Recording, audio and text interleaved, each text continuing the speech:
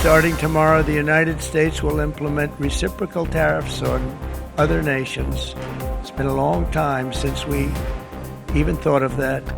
That he's looking to sign a whole variety of tariffs across almost every country that does business with the U.S.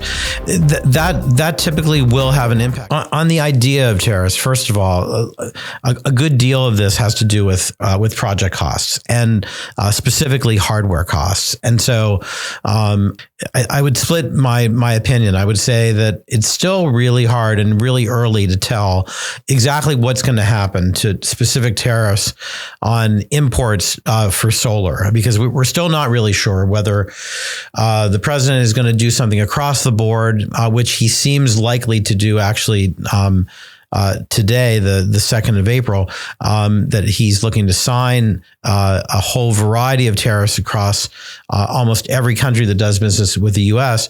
That typically will have an impact, and it happened his last term where there were tariffs that were implemented, and some of those maybe not as severe but still important. I would say that on the side of the hardware, I mean, we're seeing a lot of technology, a lot of the solar hardware companies, the people who make panels and solar inverters, which are also something we'll talk about. Part of the hardware involved with solar fields and rooftop arrays and anything solar. Those pieces are definitely going to be impacted, but I do think that one of the things that a lot of these companies that are, based in the far west, or rather the east, in China, in a variety of other countries where solar manufacturing goes on, Germany, elsewhere, we're gonna see those companies making an effort to, and they already have, in getting a lot of hardware here ahead of the imposition of the tariffs, which there is a considerable amount of inventory of hardware, both panels, inverters, other things that are already here, and so that's a benefit.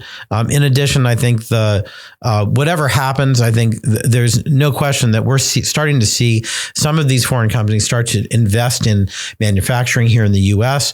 I think when you look at what a tariff is and how what the relevance of it is, I think a lot of it is what it's being used for by this administration is not necessarily what it was really intended for. And the idea was to promote not only manufacturing, but manufacturing in this country. And so we've seen that over the years, even without tariffs being implemented the last time, we've seen countries with companies in the solar hardware field invest in plants here. But there have been facilities built in Georgia, out west, in the Midwest, in the Southwest.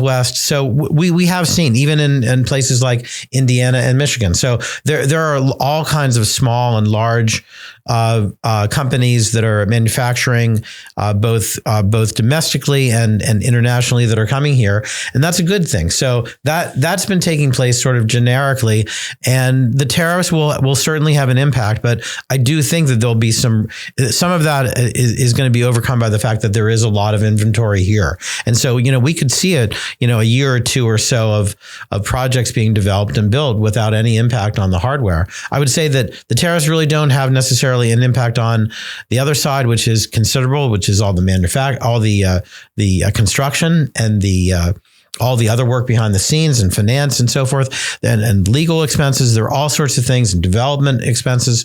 All of those are unaffected by it. So I think there are certainly.